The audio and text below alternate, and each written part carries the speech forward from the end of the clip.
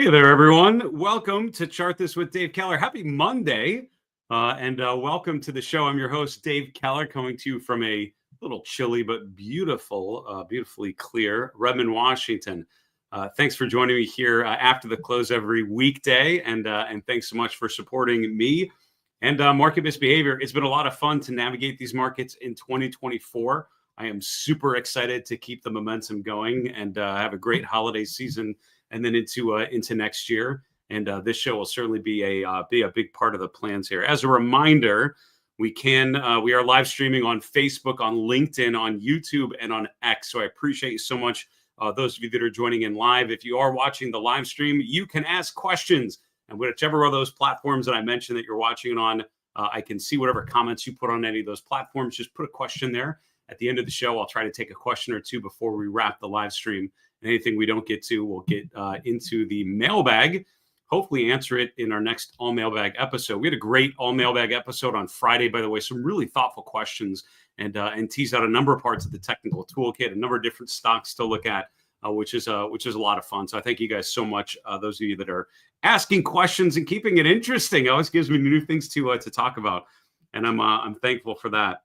You know, as we reflect on the markets here on Monday, December 9th, bit of a distribution day. And I would say, honestly, one of the biggest distribution days we've seen in quite some time. The S&P is only down 0.6%, and we're still above 60/50. So tap the brakes on the world is over kind of thinking.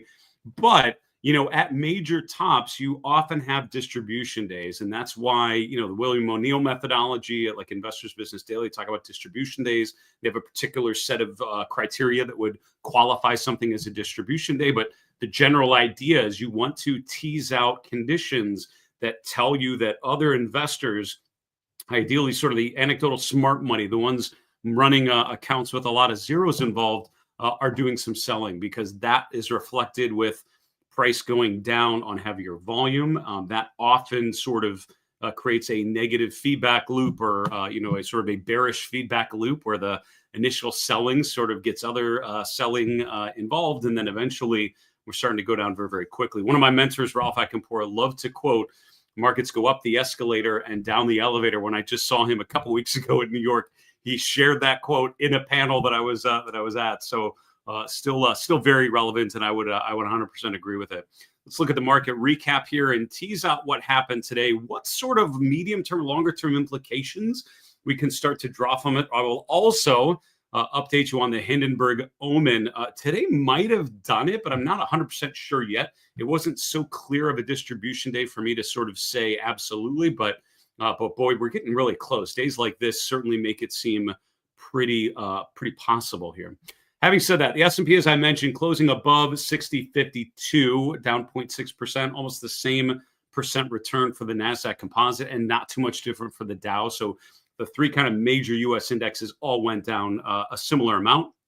Mid caps, almost the same. Small caps, the best performer, still down about 0.25% for the S&P 600 small cap index. But overall, major indexes down, not a ton, but down. Volatility moving higher. The VIX was up over a full point higher, still in the low teens. We're around 1420, which still, again, classified as a low volatility environment. As a reminder, podcast interviews have been heating up. We've had a lot of fun recently with Tom Bowley last week, Russell Rhodes, author of the VIX Traders Handbook, which was a lot of fun. We're actually going to be interviewing T.G. Watkins of Simpler Trading this week. Also, who was the other one I was going to interview?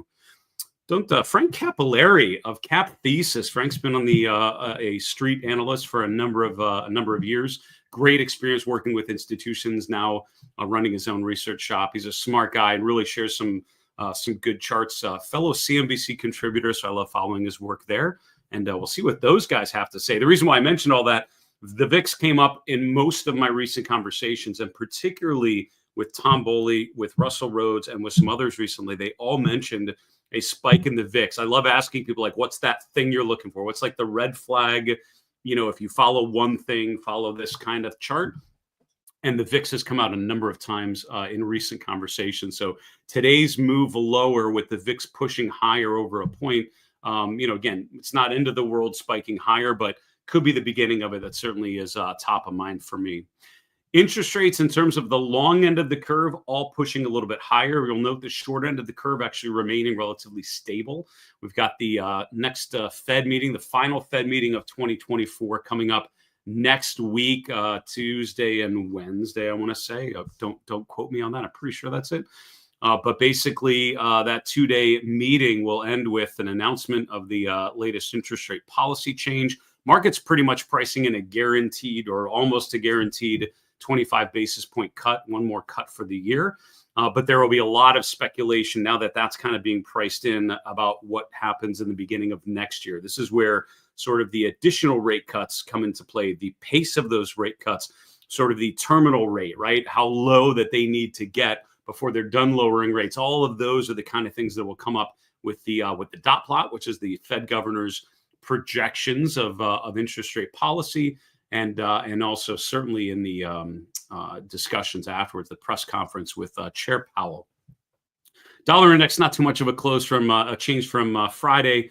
Commodities all in the green though. Look at this, gold up about 1%, silver up almost 2.6%, we'll call it. Now, a lot of these gapped higher and then kind of traded lower through the course of the day. So sort of like an initial gap up, and then they drifted lower, but still having strong updates. Precious metals, energy, industrial metals, all having pretty strong updates here. Cryptocurrencies, kind of the opposite. You have Bitcoin once again failing to hold 100,000. We got up to around 102,000 for the first time in history over the weekend. As of today, though, during the equity trading session, you can see that things really started to rotate to more of a risk-off direction. You know, sort of moving in conjunction with the downtrend in equities.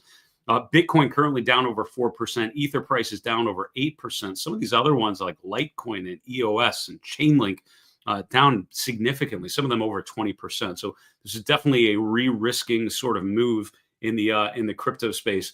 And to be honest with you, am I surprised we're seeing this kind of volatility?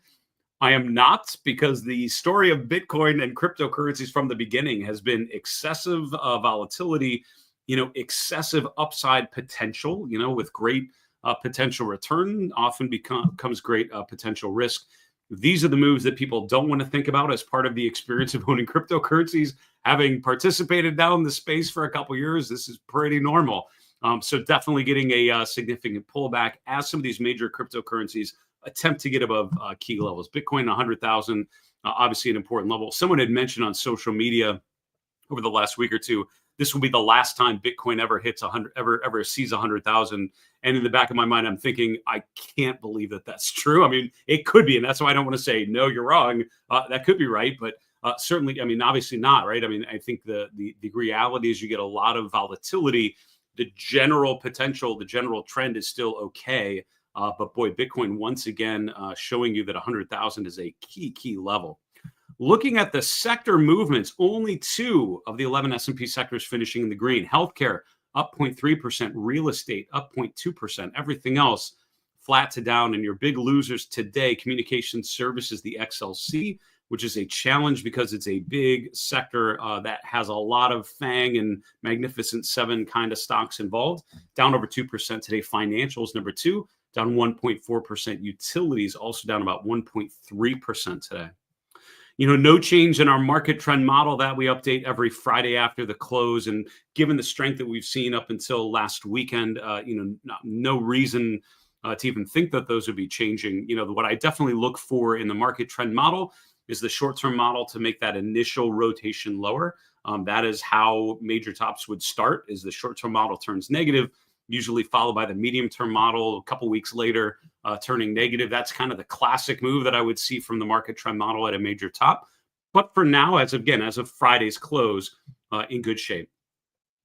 The Magnificent Seven and friends, these mega cap growth names. Apple, the best of the bunch, up 1.6%. Microsoft, also in the technology sector, up 0.6%.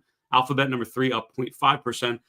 Excuse me. And Tesla, which has been certainly one of the best performers, and from a technical perspective, arguably one of the better setups, just slightly above the zero level today.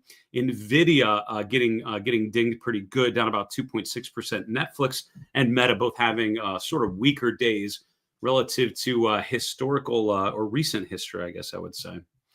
All right, let's look at the heat map style visualization called the market carpet on stock charts. Again, I'm a huge fan of this sort of visualization to help you answer a couple of key questions. Number one, what's the overall equity landscape look like? Number two, what are the big names that have the biggest weights in the indexes? What are those doing? Number three, what sort of opportunities can I tease out looking at some of the outliers and sort of lesser obvious themes? Top level, certainly a mixed day, right? I'm seeing a lot of red in certain sectors. I'm seeing a lot of green in other sectors. General takeaways just from looking at the sectors, healthcare, which has been, arguably the worst sector, in terms of, technical follow through. Healthcare has been particularly weak in a lot of areas. Most of those stocks actually having pretty decent days. Eli Lilly, one of the biggest, I actually think the biggest S&P healthcare name, down almost 3%. But for the rest of the sector, actually not bad. Compare that to something like technology, which has a lot more red involved. Some stocks moving higher, but this is very much sort of a counter trend move. Healthcare, which has been underperforming, doing okay. Staples and real estate and materials, which have not been particularly strong sectors recently, moving higher. Technology, which has been lights out, awesome from a technical perspective, showing a lot of distribution in their financials, which had been an emerging theme, certainly in Q3 into Q4, with the idea that the yield curve is steepening, starting to show some distribution as well. So this is certainly a distribution day, I would say, is a fair way to describe this in terms of the amount of red and certainly just the modeled appearance to the heat map that I'm noticing today. Step two, what are the biggest names doing? NVIDIA down 2.5%, certainly jumps off the page. Apple up 1.6% on the same day, certainly pretty noteworthy as well. Some of these other ones kind of doing okay and within 0.5% of the zero line. Meta down 1.6%, Netflix down over 2%. T-Mobile, which I'm aware is not a Magnificent Seven name, but it is a big name in communication services, down over 6% today. That is a rough day. Other thing I would note, again, getting outside of the Magnificent Seven, maybe this is getting to our third question. I'm looking at things like AMD and some of the other, it's really the only semiconductor really getting dinged today. Down 5.6%. Palo Alto Networks, Salesforce.com. These are some of the stronger charts that we've been following. And, PANW is an example, right?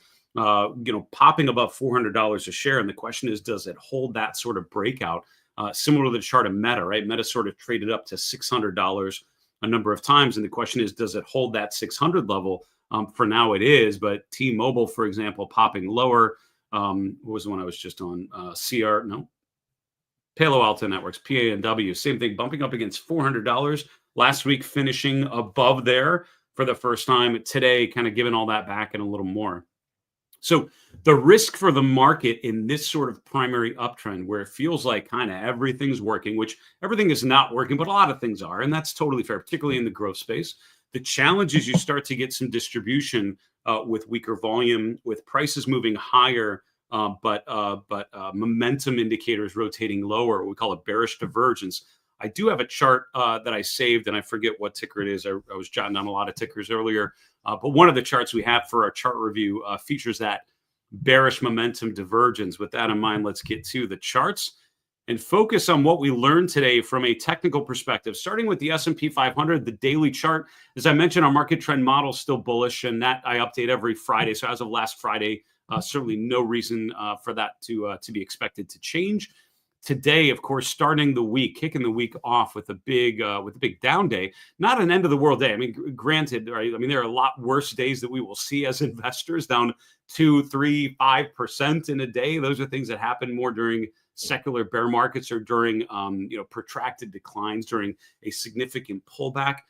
This is sort of just an initial move lower, the kind of thing that would be pretty common in a garden variety uptrend. You have to have some distribution days as investors are taking profits. Again, with this sort of trend, with the trend going higher, I think of a market like this, innocent until proven guilty. I'm still happy having a lot of exposure to equities, which I do. And then the question is, what tells you something's different? What's your warning sign? What's your line in the sand, as I like to call it? For me, 58.50 is that level, because if we chop around and pull back and do whatever, but we remain above 58.50, that means we're still making higher highs and higher lows. If we would blow below 58.50 here between now and the beginning of next year, that all of a sudden tells us we may not be in a primary uptrend anymore because we're no longer making higher lows. And in an uptrend like this, we're going to have pullbacks. We're going to have sort of, corrective moves down. But a bull market persists because buyers, anecdotally speaking, buyers are coming in and buying on those dips and propelling the market to new highs.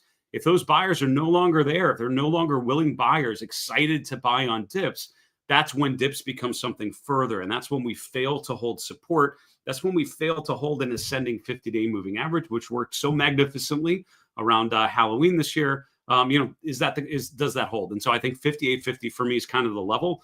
Anything above there, I'm happy kind of generally thinking of as noise. We get below there, that's where I would reassess and start questioning certainly the amount of long exposure I would have at this particular point, I guess is how I would think of it. Now, other things to look for in this sort of position of strength: distribution days, meaning the market moves lower and there's volume involved there that would tell you it's significant distribution. The other thing would be breadth deterioration, which would tell you that, besides the S&P 500, there are a bunch of individual names that don't really move the needle on the S&P or the NASDAQ 100. Breadth dispersion or breadth divergences would tell you that a lot of individual stocks may be struggling that aren't reflected in the major averages just yet. Having said that, over the last week, you can see that the Chaikin money flow, while still net positive, so still in a period of accumulation, is starting to move lower. And I've highlighted how often that happens, where the market moves higher, but then toward the end of the move, the Chaikin money flow starts to rotate lower. This is an indicator created by Mark Chaikin, which looks at volume, but it weights it based on where the price close is every day versus the high and the low. And if we close near the lows of the day, that's a distribution day. If we close near the highs of the day, that's an accumulation day. And you weight the daily volume reading by that. And as a result, it turns it into this beautiful oscillator, which sort of demonstrates whether we're seeing stronger volume in up days or stronger volume in down days, basically. So at the end of the move, you often have sort of those initial big distribution days, and that's what can make this indicator go down. And it's going down right now in similar ways that I've seen going into major tops, which is what has me a little bit certainly aware at the moment, I would say. Breadth deterioration chart I'll show you today is the Bullish Percent Index as of today's close, pushing back below 70%. 70% is sort of the general cutoff I use for this indicator. An overbought condition is when we have over 70% of S&P members with a bullish point and figure chart. Over 70% is usually not sustainable, because at some point you start to have profit taking, you start to have distribution, and then that brings the indicator back below 70%. We did go right above the 70% level end of November. Now, a couple weeks later, second week in December, we're breaking back below 70%. Now, it has not always been the world's most perfect sell signal. There have been times where that's, it's gone below 70% and the market's gone higher. January of this year is an example of that. Maybe late October, we pulled back a little bit, but we ended up bouncing higher. Now, in both of those cases, the mega cap growth trade was so strong that despite the weaker breadth, the market still went higher. And you can see that there was a divergence in both of those cases, like January, February, with the S&P going higher on weaker breadth. You see the same thing in October, November, but then eventually it rotated back up. And it was sort of like the Magnificent Seven stocks were so strong, it eventually brought other things along with it, and the trend remained quite positive in the major indexes. That's the potential outcome. What is much more common, if you look back through market history, is that this ends up being when things start to crumble down, and a lot of more stocks start to break down. So it's a warning sign that has been flashed here. So I will certainly wanted to highlight it for you. That brings us to perhaps the most glaring sell signal or major market indicator that I follow, the Hindenburg Omen. It does not signal often, every couple of years at best. And it is an indicator designed to track, characteristics of major tops. The creator of this indicator looked at a bunch of tops and looked for consistent patterns. And he saw that when the the New York Composite Index is in an established uptrend, which it is, and the breadth goes from positive to negative, which it has just done this week, today, and then we have at least 2.5% of the New York Stock Exchange members names making new highs, and also at least 2.5% making new lows on the same day. That is what I'm not sure if that happened today, because it was kind of an interesting day where I could see a potential signal with if at least 2.5% of the S&P made new lows today. I'm not sure if that actually happened. but we'll check out the data later today and then update you tomorrow for sure. But we're very close to getting that second confirmation signal, and you need multiple signals within 1 month to confirm a Hindenburg Omen. The last 2 times that has happened, December of 2021, before that 2022 fun bear market, and then February of 2020, just before the just as the COVID peak essentially was being signaled. We had that signal as well. It does not happen often, but when it does, I have learned to get very skeptical and certainly cautious in the near term. We'll keep you updated as we get the final prints from today. I did want to talk just a little bit, and sorry, I forgot to update these little labels here, so that's messy.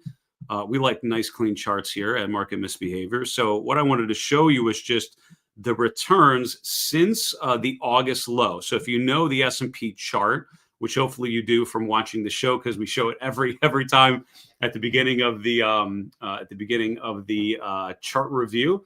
We do the daily chart of the S&P 500.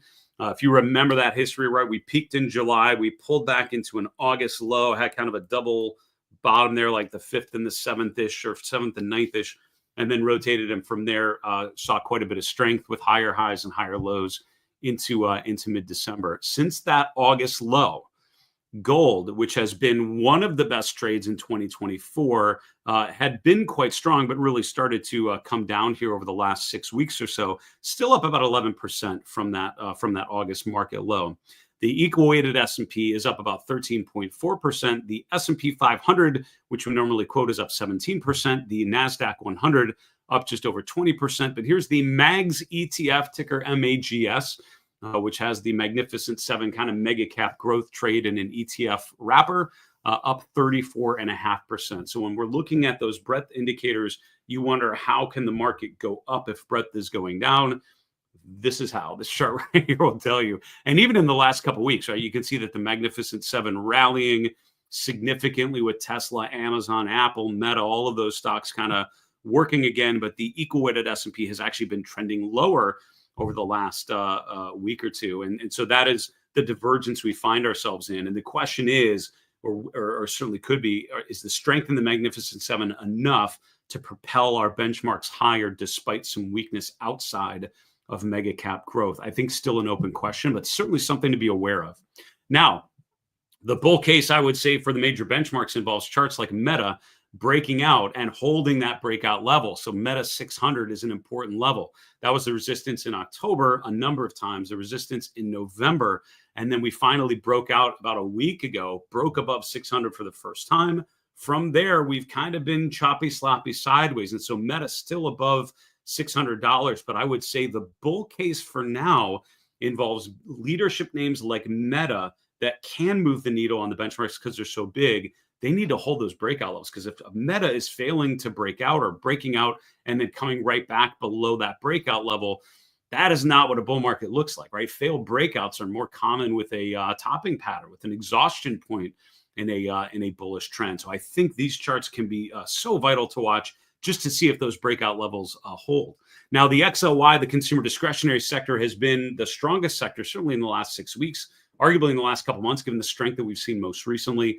That is driven in no small part, if not almost entirely, by these three biggest names. These three companies, Amazon, Tesla, Home Depot, are about 50% of the weight of the XLY, right? So if you own the XLY, you own these three stocks and then a bunch of other things that are a much smaller weight. And so you really have a lot of concentrated exposure to these three names. The good news is all three of them have made new all-time highs in the last month, and have certainly, really reinitiated or re-exerted a leadership role. The challenge you have with consumer names and things like this is whether the momentum remains strong. And one of the big check marks on my bull market top checklist is bearish momentum divergence or a proliferation of those. More and more stocks still going higher, but on weaker momentum. And so I would say, certainly with some of the consumer names in particular, tracking that momentum picture to see if you continue to make higher highs on stronger momentum, that's what you want to see. Now, there are other names in that sector in consumer discretionary. I'm highlighting Lululemon, which was an earnings name last week. I think this was last Thursday that they reported. But finally getting above the 200-day moving average, gapping higher. And after you have that gap related to earnings, My question is, do you see additional buyers coming in? So Friday, we had the gap up. Today, we open around the same level and push even further. So I'd say overall, a nice follow through to the upside. Lululemon is also extremely overbought with an RSI above an RSI above 80. And that usually implies at least some further upside, at least one more move higher because the momentum is so strong. Now compare that one to ULTA, which is another one which gapped higher on Friday, gapping above the 200-day moving average, gapping above $410 a share. But today, kind of the opposite, right? While LULU saw additional buyers today, ULTA, you're actually seeing some selling come in, down over 2% today. Here, I would want to see, can it hold that 400, 410 range on a pullback? That would mean the 200-day and these previous resistance levels holding that lower end of the gap, I would argue, is pretty important for a chart like that. In consumer staples, we have Costco. Costco's reporting earnings this week. There's not a ton of earnings this week, but a couple technology names. And Costco, as a big box retailer, most of the other big box retailers did pretty well with Q3 earnings. Target stands out in my mind as a negative outlier, getting dinged around earnings. But Costco has certainly been one of the better charts. I know through the course of 2024, when I've been asked to highlight charts of the month, I've often gone to Costco as an example of a strong chart that I'm seeing. So TBD if we see further upside, but overall I would say Costco a key name to watch. And with something like this, do earnings provide a sort of further fuel to this bullish fire that's been burning now for over probably a year and a half, we'll call it, going back to mid 2023 when this sort of big bull market phase sort of began. We've had a nice consistent uptrend. We've had pullbacks to an RSI around 40, but nothing much below that. So if we do miss on earnings, that's going to be the question, is looking for a similar setup with price pulling back with the RSI holding 40. So let's see. Other names not doing particularly well, as I saw in the heat map, right? A lot of things in the red. T-Mobile, which is a big provider here in the Northwest, dropping pretty big today. T-Mobile, coming off of a new all-time high about a week and a half ago, pushing above 245. Today, down over 6%. And I'm adding the chandelier exit system on here. This is a trailing stop system that I enjoy using. This is popularized by Alexander Elder in one of his books as an average true range based trailing stop. A huge fan. You should look on stock charts. They have help pages that talk about the chandelier exit system, or pick up Elder's book. I think it's Come Into My Trading Room, I think is the one where it mentions this. Maybe The New Trading for a Living. And I should look that up because I always forget which one it's in because I've read them both, but it's been a little while.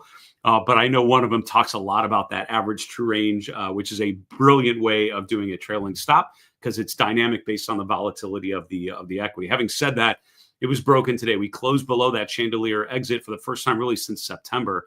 We are now testing the 50-day moving average. The RSI is right down to 40. So if you look like back here in July, kind of a similar pattern. We had a pullback from a new all-time high. We got an ascending 50-day moving average. The RSI held around 40. That was a great setup to ride the next wave higher. My question is, do we have a similar setup right about here? We get much below these levels. All of a sudden, this doesn't look a lot like that July very buyable low, and it'll look a lot more like a major top really starting to deteriorate. So I think this week, certainly tomorrow and Wednesday, are going to be key for that particular stock. Couple more names, and then I'll take a question or two. Celestica is the top name in the IBD 50 that I was reviewing over the weekend. CLS.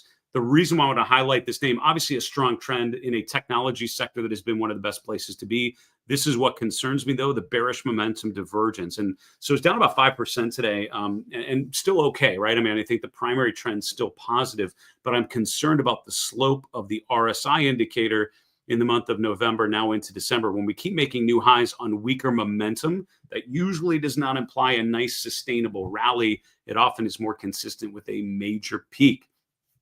Finally, I do want to highlight that it's been a really interesting experience to watch things that I would consider sort of the ARK names, right? Like the ARK Innovation Funds, ARKK, and I don't know if they hold Upwork in those funds, so don't quote me on that. I'm not sure, and I haven't looked. But I would say these are the kind of names that did really well during sort of that golden age of the ARK Innovation Fund, when all anyone was talking about was how awesome it was.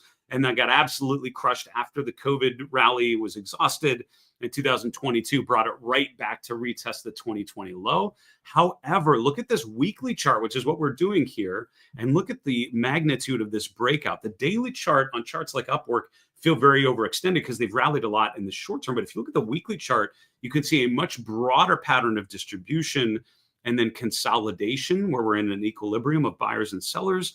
And now new accumulation, right? Breaking above the 150-week moving average, breaking above that $15 level, which has been pretty key. So Upwork, I would say on a long-term basis, really showing strength. Would I expect pullbacks? 100%. And I would say the daily chart is what you would watch for that. But just remember that these larger bases finally breaking out after spending a year plus below that resistance level, I think that's pretty meaningful, pretty important. All right, let's go to some of the questions. I do see the questions coming up here. I have a number of questions on Hindenburg Omen, Cerberus, Tony. Thank you guys so much for asking about it. As I mentioned, still TBD. I'm not sure, because what happens is the indicator that I quote, which is a composite indicator from stock charts, it waits to go through a bunch of closing data just to make sure that it's all accurate before all those breadth indicators are updated. So I'm going to look later and see if it is indeed triggered. Very, very close though. And what we're waiting for is enough new 52-week lows. I could see it happening today, but I'm not quite sure. So maybe on tomorrow's show, or certainly on social media, I might pop that on there. So make sure you're following me on the socials. Another question, NZSEA, New Zealand to Seattle is all that's in my head. So I don't know if that's what your name means, but that's the story. I've created a whole backstory for you based on your 5-digit name on YouTube. But you asked, sector rotation seems to be very changeable and changes quickly from sector to sector. As a new trader, is this normal behavior for the markets? Really awesome question. And number one, I would say if you are new to the markets, I've seen you ask questions before, and I would say the nature of the questions that you're asking imply that you're going to do just fine as a trader, as an investor, because you're asking thoughtful questions. The key now is listening to the answers and improving your process as a result. And I hope that is something that happens for you. I will show you a tool on stock charts, which is really helpful for this. If you click on charts and tools in the upper left, there's a thing called sector perf chart or sector performance chart. Here it is. And this chart is fine. It's not my favorite chart, but this is the stuff you want to get to below there. There's a book written by Sam Stovall, who I've interviewed a number of times, and mental note, I got to interview him for my new podcast, because Sam's awesome, really just thoughtful, knowledgeable encyclopedia of market history based on his work in a book that he wrote years ago. There's this idealized sort of relationship between the economic cycle and the market cycle. So in the bottom here, this sort of, these sort of sine wave looking things, the orange lines represent the kind of idealized market cycle, right? So you have bull markets, a top, bear market, a bottom, and you kind of keep going and going. Then the economic cycle, and note that the stock market leads the economy. That's important. A lot of people look at economic data and think, what does that mean about stocks? You got to flip that, right? Stocks are actually a great leading indicator for the economy because it's a forward-looking mechanism. When you're buying stocks, you're buying expectations of future growth way down the road. And so when investors start to be optimistic, they buy stocks, even when the economic data is still kind of weak. So economic data actually usually improves after the market bottoms, not before. But I want to point out the sectors that you see above there. This tends to indicate, and again, this is an idealized version. It's not always perfect, but that shows you the types of stock or the types of sectors that tend to do well in different market phases. What you have to remember, if you're trading and if you're short term, you also have to remember that there is a much longer term cycle that you are participating in, whether you think you are or not, or whether you want to be aware of it or not.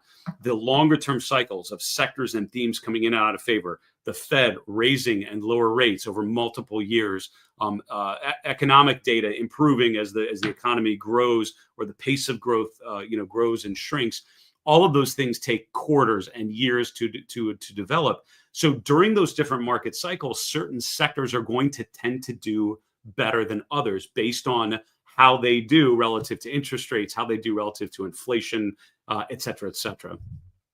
The other thing I would say is in the short term, markets are much more about mean reversion in the short term time frame. So I would say focus more than anything. If I'm you, I would focus on this chart, which is the sector relative rotation graph. This will tell you all that you need to know about rotation and what sectors are working and what sectors are not. I would encourage you to check out a daily time frame to understand the short-term mean reversion, but also the weekly time frame to understand the larger theme of how some of these sectors are improving or struggling, all on a relative basis. That is my long-winded answer to your very thoughtful question. Again, I've seen the questions you put in, and I think you're in good shape just for asking those questions. Final question, LW on YouTube, you asked, could you show how to go to the market carpet page? Yeah, on stock charts. This is a stock charts tool, and I really like the market carpet. And I would say very biased opinion, because I helped kind of develop this latest version. I mean, we had developers that did all the programming, but I was sort of providing some of the market knowledge of what kind of things would be important. I'm really happy with where we ended up. I don't like the default color scheme though, which I lost that battle. So the one that I feature on the show is called Vanilla, because I like neutral being kind of a neutral beige, and I think the reds and the greens jump out.